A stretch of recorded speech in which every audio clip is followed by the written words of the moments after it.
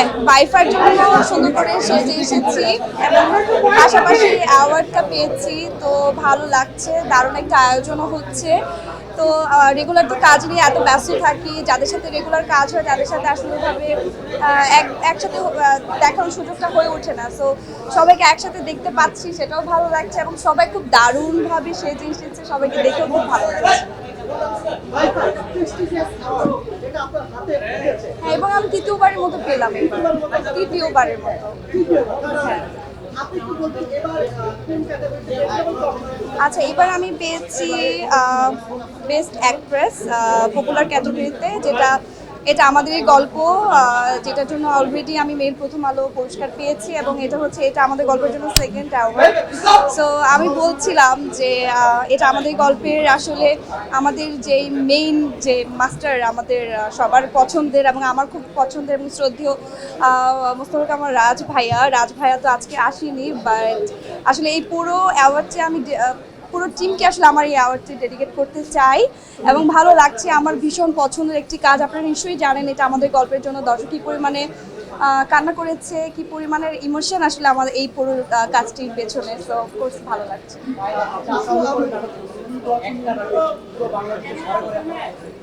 জি,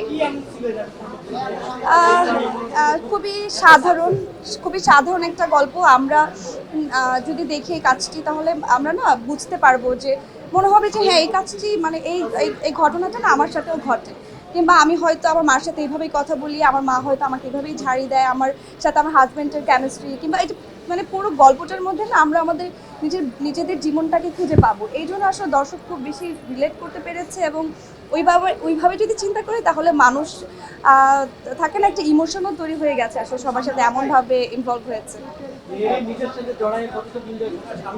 সামনে তাকাচ্ছি, প্রশ্ন তো এখান থেকে আসে।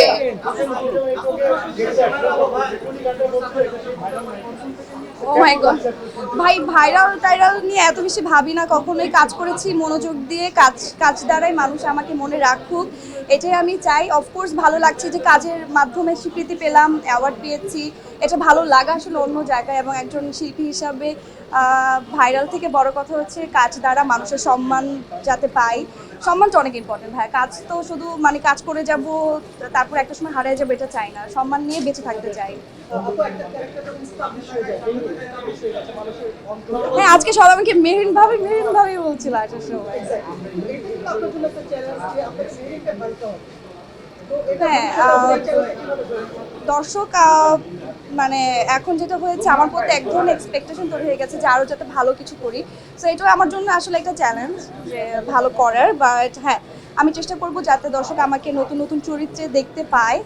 আর আমি চেষ্টা করি আসলে, কিছুদিন আগে পাগলের একটা চরিত্র নিয়ে বেশ আলোচনা হয়েছে। রিসেন্ট আমার আরেকটি কাজ এসেছে যেখানে আমি খুবই কুৎসিত দেখতে একটা মেয়ে ছিলাম, ওটারও অনেক প্রশংসা পেয়েছি। বাট আমি চেষ্টা করছি আমার জায়গা থেকে। বাট মেহরিন আসলে মেহরিনই, যেটা আসলে আমার মনে হয় না, কিছু ক্যারেক্টার আছে যেটাকে আসলে আমি কখনো না বিট করতে চাই না। ওই ক্যারেক্টারটা ওরকমই থাকুক এবং ওই ভালোবাসাটা চাই যে সব সময় যাতে এভাবেই থাকে। মেহরিনের ভালোবাসাটা যাতে দর্শকের মাঝে এভাবেই থাকে। মেহরিন ছাড়া এটা আমাদের গল্পের কোন ক্যারেক্টারটা আপনাকে স্পর্শ করেছে, আপনার হৃদয়কে, এবং কোনটা আপনাকে বিব্রত করেছে এজ এ দর্শক হিসেবে? এটা আসলে বলা খুবই মুশকিল, কারণ সবার জায়গা থেকে এত দারুণ অভিনয় করেছে। যেমন যদি মিঠু আপার কথা বলি, সে দারুণ অভিনেত্রী। তারপর আমার সাথে যে কোয়ার্টিসগুলো ছিল, বাসার ভাইয়া, সাচের ভাইয়া, সুনেরা, এভরিওয়ান আসলে সবার জায়গা থেকে বেস্টটা দিয়েছে বলেই আসলে টিম ওয়ার্কটা এত ভালো হয়েছে। আর টিমটা খুবই মানে থাকে না, অ্যাক্টিভ টিম ছিল এবং রাজ ভাই এত সুন্দরভাবে সব কিছু অর্গানাইজ করেছে। অলরেডি আমি এটা নিয়ে অনেক বলেছি। সো এই তো, সবাই আমার খুব পছন্দের, ফেভারিট। কেঁদেছে। আমার এখনো ভূতাম হলো আর কি। আমরা যখন এই সিনটা করছিলাম সেটে, এরকম একটা থাকে না, ভারী হয়েছিল পুরো সেটটা। সারাদিন কেউ কারোর সাথে কোনো কথা বলিনি এবং মানুষের মৃত্যু খুবই থাকে না কাছে, আমার মনে হয় যে কোনো সময় যে কোনো মুহূর্তে যে কোনো কিছু হয়ে যেতে পারে। তো ওই জিনিসগুলো না আমরা ভুলে যাই যে আমাদের মৃত্যু আছে, মৃত্যু তো অনিবার্য, রাইট? সো ওই সময়টা আমার মনে হচ্ছিলো যে মৃত্যুটা হওয়ার পর আমরা আসলে কাছ থেকে যে মানুষগুলো আমাদেরকে মিস করে, সেই অনুভূতিগুলো আসলে ওই সময় আমরা অনেক বেশি ফিল করেছি। মনে হচ্ছিল যে হ্যাঁ, এটা তো হওয়া যায়। আর কি বলবেন? আর শেষ করে নিবা তাহলে।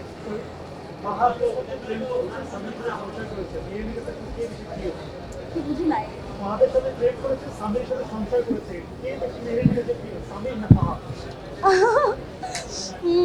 আমার কাছে প্রিয় তো অফকোর্স সামির। আর এক্স তো এক্সই, এক্সের প্রতি ভালোবাসা ছিল। যদি ভালোবাসা থাকে, সেই ভালোবাসা তো কখনো ফুরায় না। তো ফাহাদের প্রতি এক ধরনের ভালোবাসা সারা জীবনে থেকে যাবে। বাট যে আমার পার্টনার, যে আমার সোল সামির, তার অবস্থান তো আমার লাইফে সবচেয়ে উপরে আর কি। জি জি, খুব দারুণ হয়েছে, এর জন্য অনেক অনেক শুভকামনা। আই থিঙ্ক ডান ভাইয়া। Thank you so much, thank you.